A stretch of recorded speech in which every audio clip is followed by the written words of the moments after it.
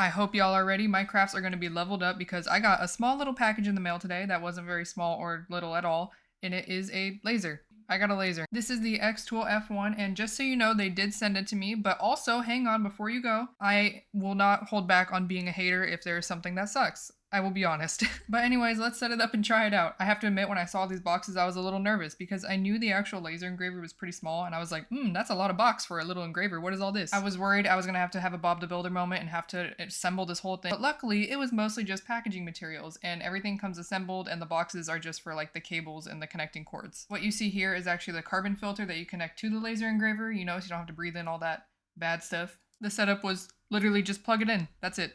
And then it has a power cable and one other cable that connects to the actual laser engraver. So let's go ahead and open that up. I once again got scared because I saw the manual and I was like, that is a lot of pages, but luckily it's just different languages. The actual instructions were like 2 pages, so I can do that. My first impressions? It's really cute. Look, it's smaller than my Dragonite plush over there.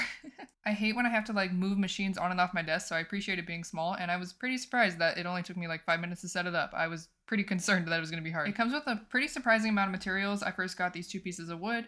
This is a little like stone coaster. It was honestly really sharp. A piece of a tree. Oh wait, 2 pieces of tree actually. Some paper. I was like, I have no idea what I would do with this. But hey, still cool anyways. It also came with this little leather circle thing and these metal business cards, which this is where I was like, oh, I could do something with these. These are cool. Also these little like pet name tag things. I would definitely use these. And this is a magnet or something? One other thing, it comes with this little piece that you can screw into the plate where if you have to line things up perfectly, it'll help you align them. I ended up not using it because I apparently like to make things hard on myself, but it's nice that the option is there. Now I ran into my first complaint here. You see, the way you set this up is you download the software and you just plug it into your machine, which that part's easy, but there's loud beeps that kept scaring me.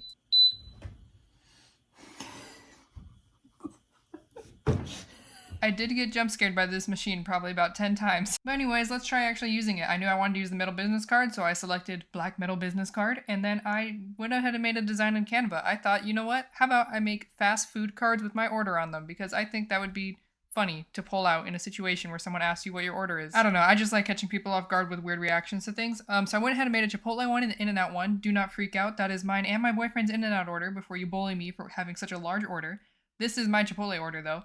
And then all I did was import it onto the canvas, turn it sideways, and then I found some settings online that were recommended for the metal business card. I'll put them all in the description also. Then I just put the metal business card in the machine, went ahead to the software and pressed start, and then you just have to press the go button on the machine, and I think this actually took like less than a minute to engrave. Now for this one, I didn't quite have the right settings yet. I'll put the correct settings in the description. You'll see the next one turns out much better. This one, it didn't turn out dark enough, like it didn't engrave hard enough, but it kind of looks cool, not gonna lie. Doesn't the black on black look kind of premium? Anyways, I decided to try again with the In-N-Out card and use some different settings. Which this one, as you can see, turned out way better, and that's because it's using the infrared laser instead of the blue laser. Honestly, settings were like the hardest part of this whole thing, is figuring out what to use, but there's a lot of people online who post their settings, and that's where I stole mine from. Doesn't this one look so much better? You can actually read it. I decided to redo the Chipotle one before moving on to the next project, and I'm glad I did because they look way better like this and you can actually read it, unlike the first one. And up next, this is the part that I was actually so excited for. I got the rotary attachment so that you can engrave on cups and tumblers and stuff. It comes with a lot of pieces, which seems overwhelming at first, but you can actually just use the rollers as it comes. That's like another option if you want to use like a chuck to hold the bottle. I just use the rollers, so I just set it up by plugging it in. Thank God for easy setup, because if it took too many steps, I would lose interest. Anyways, I'm gonna engrave on this Yeti can cooler that I found. I realized it's like the perfect size for energy drinks, so I was like, oh, let's make a cool energy drink holder. And originally I was gonna make this for my boyfriend, and I had this vision of making one with Neon from Valorant.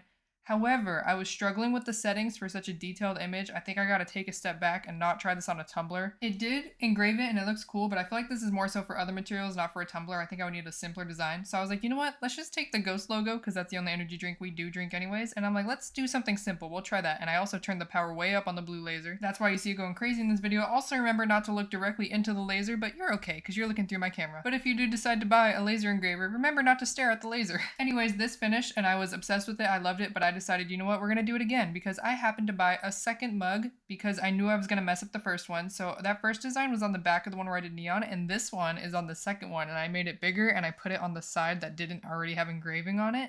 And oh my god, I love it so much. I'll share my settings because I saw people having to do 2 passes with the laser and clean it, but this was just with 1 pass and it came out perfect like this. And I mean, considering this is my first and second try, it's a pretty good start. It wasn't that hard to use at all. Normally, me and machines don't get along well, but this was pleasant and I would definitely use it for more. And I'm definitely making more cups.